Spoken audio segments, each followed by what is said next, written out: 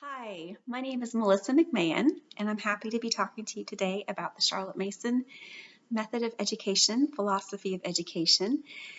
I wish I could be speaking in person, but I'm very thankful to have this technology available so that I can share some of this information, and then hopefully at a later point we can get together either in person or online and talk about this a little bit further. I have 5 daughters, and surprisingly, one's about to graduate, which I can hardly believe. They are 17, or almost 17, 16, 15, uh, 13, 12, and 8. And we have been home educating from kindergarten, which surprises me because we've always taken it child by child and year by year, and somehow here we are. When we first started educating, I was looking at different ways to educate my kids.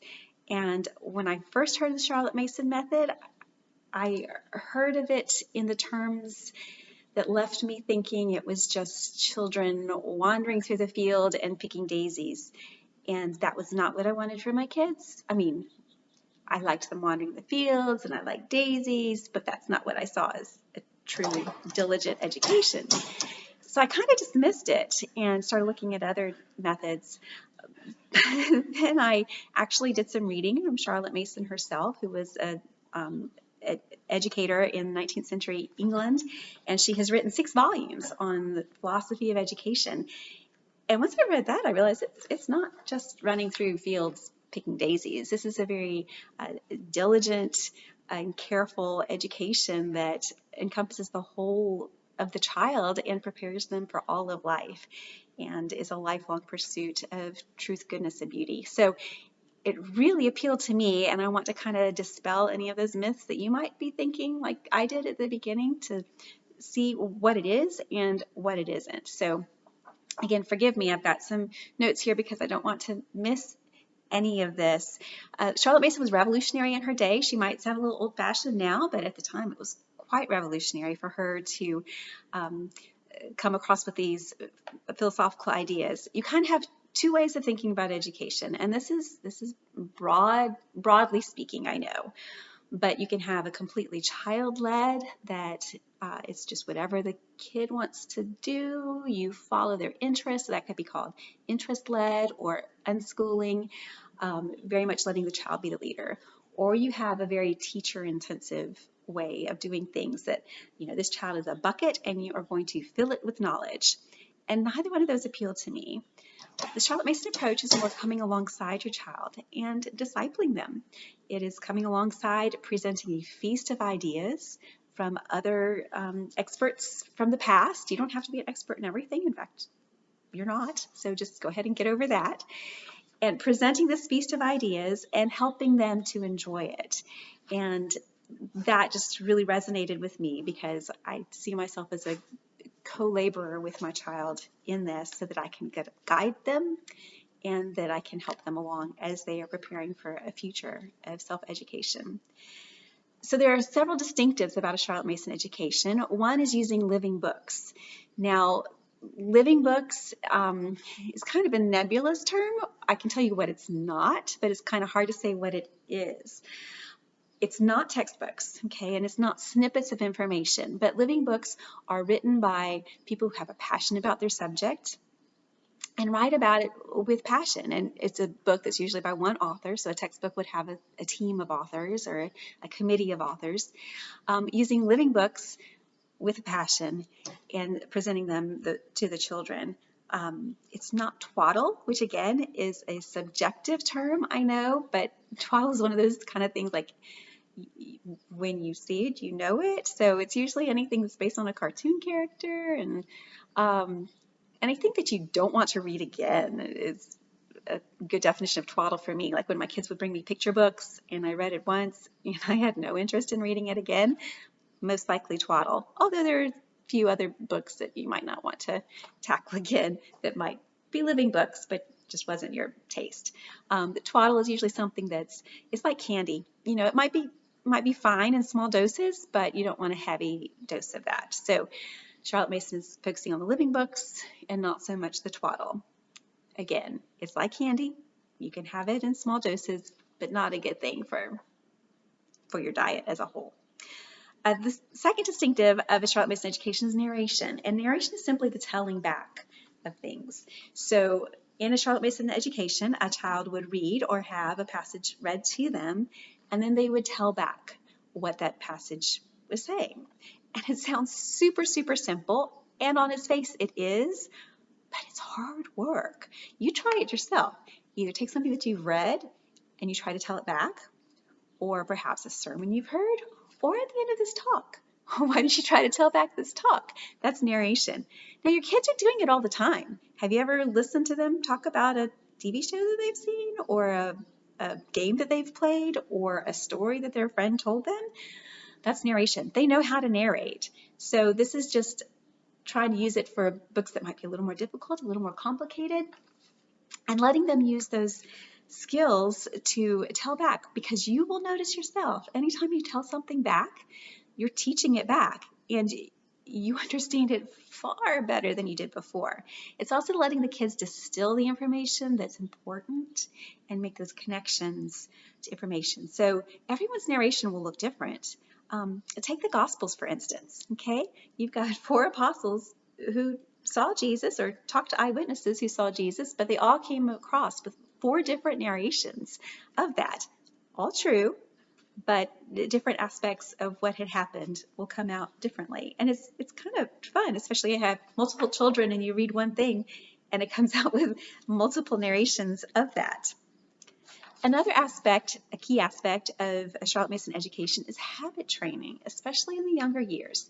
So if you have little children, go ahead and get the first volume of Charlotte Mason's education, because it's really about training for younger children. And habit training can cover a myriad of different things. We need habit training too. It's an ongoing, lifelong thing. But what you find with habit training is that you have to make fewer decisions. If things become habit, then you're not having to think about them. It's just kind of on automatic, and so you can think about other things. For instance, you get up, you make your bed, you brush your teeth. You don't necessarily have to think about that now as an adult, hopefully, but it's just a habit. Help your kids with that.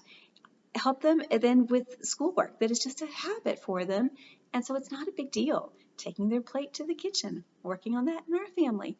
Whatever it is, habit training is a big part of who we are as humans, having a daily time of prayer, having a daily time of Bible reading. Whatever it is, it's important to your family to instill habits. Writing thank you notes, whatever those good habits are, that's something that you can help to do in the education of your children, because it's part of being human, is having those good habits.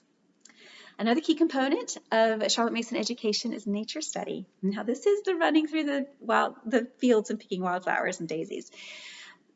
What nature study does, which I didn't realize at first, but I totally do now, is it's teaching the skills of observation. Just like a careful reading and narration of a passage does, being out in nature and looking at something and drawing it is using those skills of observation that you really can't get anywhere else. And that is what is laying the groundwork for science, because you have to be able to observe things and see the changes in things, make note of the similarities.